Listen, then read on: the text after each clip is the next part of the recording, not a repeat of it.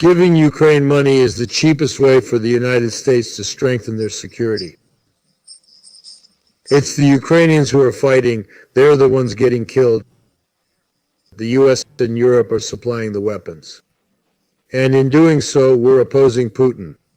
End quote.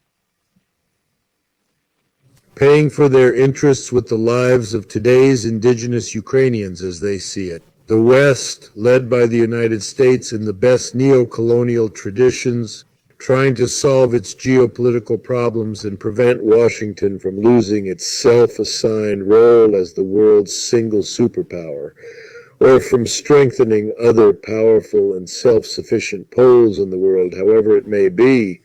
It's already obvious that in this proxy war by the United States, the European Union, and NATO against Russia at the hands of the Ukrainians, Ukraine is losing, and no less important, however difficult it is. For our European colleagues to accept this conclusion, it is not the only one losing from this conflict, because perhaps the main loser is the European Union itself. I would like to take this opportunity to address the representatives of the EU countries.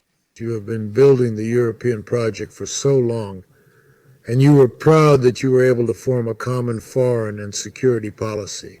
We remember those times when the European Union was floating, plans for its own geopolitical role, and had a special opinion on a whole range of key international problems.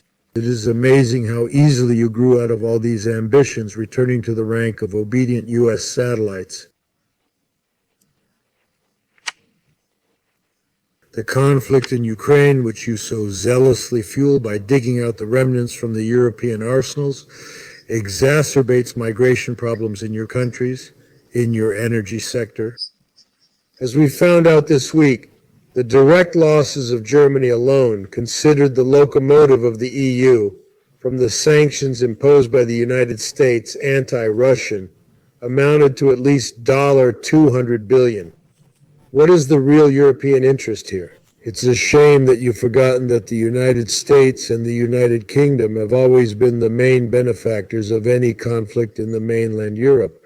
They have deliberately fueled conflicts in this area to prevent the rise of another geopolitical rival, unified Europe living in peace and cooperation with its neighbor Russia.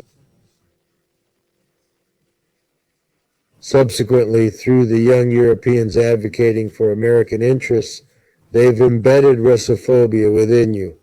And now, instead of a strategic partnership and advantageous joint economic projects, you're preparing for a much harsher energy reliance on the United States.